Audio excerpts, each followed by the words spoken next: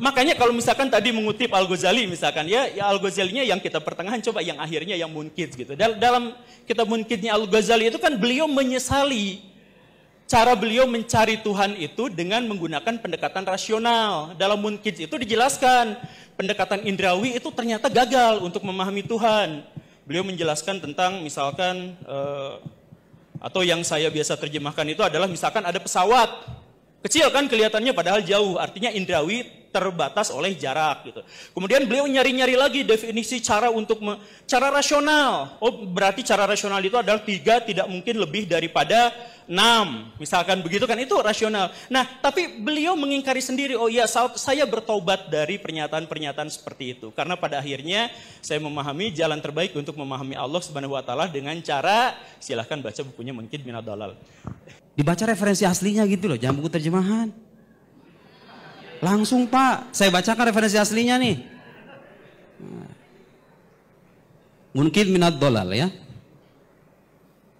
Summa ini ibtada'tu bi ilmil kalam fahassaltuhu wa aqaltuhu wa tala'tu kutubal mutahaqqiqina minhum wa sannaftu fihi, dia mengarang Al-Ghazali. Ma aradtu an usannifa fa sadaqtuhu ilman wafiyan bi maqsudihi. Ayo artinya apa itu Bang Gumbul? Tidak hafal. Iya, makanya jangan bicara akidah kalau belum baca referensinya. Itu dong, ilmiahnya begitu dong. Di mana-mana kajian ilmiah itu harus baca dulu baru menghukumi. Bukan ngomong dulu data belakangan, kebalik. Kita baca dulu referensinya gitu loh. Jadi beliau mengatakan ilmu kalam itu bisa memenuhi tujuannya, yaitu apa? Hifdz aqidati ahli sunnah, menjaga akidah ahli sunnah. Dan memang itu tujuan kita kok. Kita tidak sedang mengajak Anda untuk memahami hakikat Tuhan. Kita mengajak Anda untuk mengenal Tuhan berdasarkan ala hasab qadr taqwa basyari, ala hasab taqwa basyariyah, berdasarkan kemampuan manusia dan referensi-referensi yang bertanggung jawab kesahihannya. Yang tadi beliau bilang bahwa Imam Al-Ghazali bertobat dalam kitab Al-Munkid Minad Dhalal, beliau bukan bertobat dari ilmu kalam, bukan sama sekali bertobat, tapi beliau mengatakan bahwa yang namanya ilmu kalam itu hanya bisa digunakan untuk berbantah-bantahan secara logis. Tapi untuk mencapai kebenaran hakiki, beliau itu menggunakan kitab tasawuf, makanya beliau mengasingkan diri ketika beliau jadi rektor waktu itu kan. Nah, begitu Pak yang saya maksud itu. Terima kasih. Saya adalah penggemarnya Guru Gembul.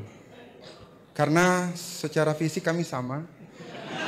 PSI juga sudah sama gitu. Pemikiran juga banyak yang sama. Kalau saya lihat di YouTube.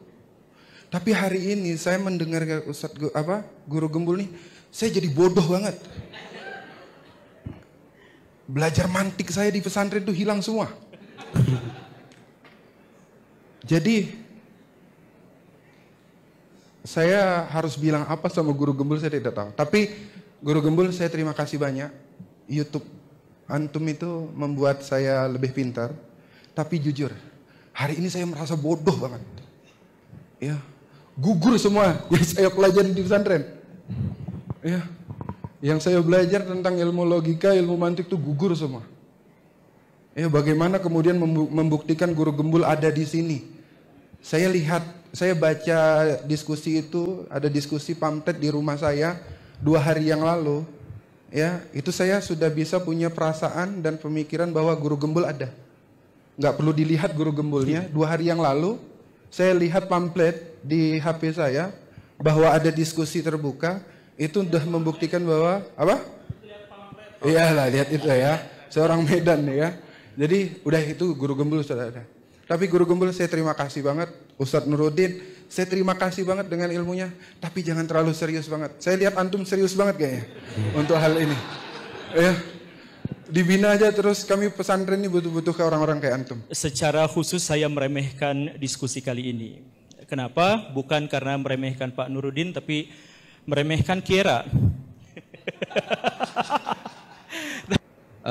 Nanti cari di medsosnya saya atau Pak Guru Gembul ya. Beliau itu meremehkan tema diskusi ini. Tapi Bapak tahu nggak? Yang nantangin duluan tuh beliau loh. Anda tahu itu kan? Oh, semuanya tahu. Saksi semuanya. Kok bisa dalam pikiran saya, kok bisa orang nantangin tapi nggak datang dengan argumen dan referensi gitu loh. Ya mohon maaf gitu loh. Anda kan yang menantang saya. Ayo, baraya, saya tantang semuanya. Bagaimana cara mengilmiahkan Allah? Setahu saya ulama Sunni dan Syiah, saya paparkan tuh Sunni Syiah semuanya mengatakan Tuhan itu bisa dibukti secara rasional. Itu buktinya ilmiah. Saya jelaskan ilmu itu apa, ilmiah itu apa, landasannya apa, referensinya apa, yang timur, yang barat, yang Sunni, yang Syiah. Kok bisa beliau orang nantangin saya, nantangin baraya semuanya itu? Tapi beliau ketika datang dengan cara meremehkan semacam itu. Pertanyaan saya, apakah itu sikap seorang ilmiah, seorang ilmuwan? Apakah itu seorang akademisi? Apakah itu layak kita respon sebetulnya? Tidak layak, tapi mohon maaf karena beliau punya banyak pengikut ya, saya harus merespon. Ini akan disaksikan oleh para pengikutnya. Amin aman amin wajahid man jahid. Yang mau percaya, yang mau ingkari silakan, ahlan wa sahlan. In alaina illal balagh, khalas. Ya, saya menyampaikan terserah. Tapi saya ingin mengutip satu ungkapan. Lihat terjemahannya ya, Pak Guru Gembul nanti. Idza tahaddasal insan fi ghairi fannihi ya'ti bil ajaib wal gharaib wasyududat wal afkar al munharifah. Saya nggak akan terjemahkan. Tapi Anda ketawa, ya itulah begitu. Mohon maaf semuanya kepada para netizen, kepada para YouTuber, kalau bicara sesuatu jangan bicara sebelum Anda membaca. Ya, bicara sesuatu berdasarkan kapasitas Anda. Saya ingatkan dengan ayat Al-Qur'an, wala taqfu ma laisa laka bihi ilm. Innas sam'a wal basar wal fuad kullu ulaika kana anhu mas'ula. Jangan ikuti apa yang kalian nggak tahu. Jangan ngomong kalau nggak tahu. Nggak tahu akidah, nggak belajar akidah, nggak baca referensi utama, kok ngomong bicara akidah tidak ilmiah, Tuhan itu ada atau tidak sama saja. Begini menurut saya akidah versi saya. Ya salam. Betapa nikmatnya netizen zaman sekarang ya. Terus apa kabar yang kuliahan tahun-tahun itu? Sampai bertunggus lumus. Mohon maaf Bapak, saya di Al-Azhar itu nulis tesis hanya sebagian bait dari kitab ini saja, yang tipis ini saja. Tahu nggak berapa halaman? 900 halaman Pak. 900 halaman bahas hanya sebagian manuskrip dari Jawharat Tauhid ini saja. Tidak ada orang mengatakan akidah tidak ilmiah. Saya membayangkan ini seorang pembaharu abad 21 gitu loh. Ya salam, ternyata yang kita saksikan hanyalah asumsi dan pendapat pribadi saja. Mudah-mudahan ini sudah menjelaskan bagi semuanya. Saya tidak memaksa Anda untuk mempercayai apa yang saya tahu, tapi mari kita jaga akal sehat kita untuk tidak terpengaruh dengan pikiran-pikiran yang tidak rasional. Sekian, wassalamualaikum warahmatullahi wabarakatuh.